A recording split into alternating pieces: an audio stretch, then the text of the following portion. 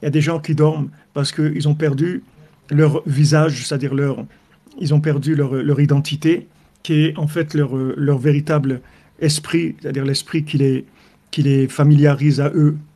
Chez Euprinat Shena, c'est-à-dire qu'ils dorment. Donc, comme on a expliqué hier, du moment où tu vis uniquement par rapport à des influences extérieures, que ce soit des influences par l'image, par de la philosophie, du moment où tu vis par des influences extérieures qui n'ont pas un rapport avec ton esprit véritable, ton identité véritable, ça s'appelle que tu dors. Maintenant, la personne, elle peut être même hyperactive. C'est-à-dire, il peut être quelqu'un qui travaille beaucoup, qui fait plein de choses, etc. Mais il dort, il n'est pas réveillé. Parce que l'éveil, c'est que quand tu es touché par quelque chose qui a un rapport avec ton identité profonde, avec ton esprit, c'est-à-dire ton âme. Quand on parle d'esprit ici, ça parle de Sechel Iyuni, c'est-à-dire l'âme.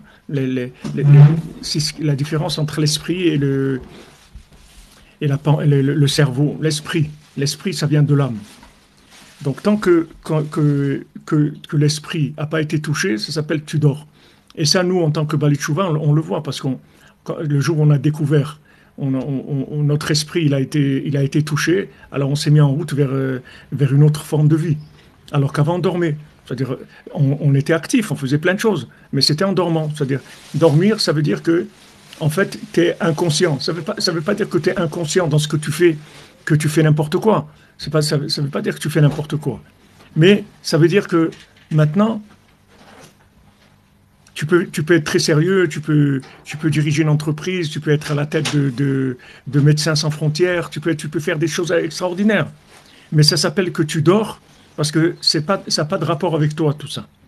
Tout ça, c'est un rôle que tu joues dans une entreprise quelconque qui est un mode de vie. C'est un mode de vie. C'est des modes de vie qui te sont proposés. Et des fois, ils te sont même un petit peu imposés. C'est des modes de vie. Par exemple, on va t'imposer des vacances.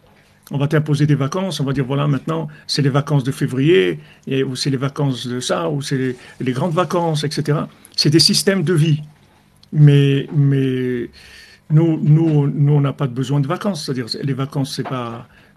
On n'a vraiment pas besoin de vacances. On a autre chose à faire que des vacances. On n'a pas besoin de ça. Mais c'est des systèmes qui te mettent ça. Alors ça va fermer, tel secteur d'activité ne va pas fonctionner à tel moment, etc. Ce sont des systèmes qui te font vivre par rapport à des réglages qu'ils font, des manipulations qu'ils font, et tu vis par rapport à ces systèmes-là. Maintenant, tant que tu ne vis que par rapport à ça, ça s'appelle que tu dors. Le jour où maintenant tu t'éveilles, c'est-à-dire tu commences à vivre en contact avec ton âme, en contact avec Hachem, à travers le tzaddik, voilà, tu commences à être éveillé. Tu commences à te réveiller, en tout cas.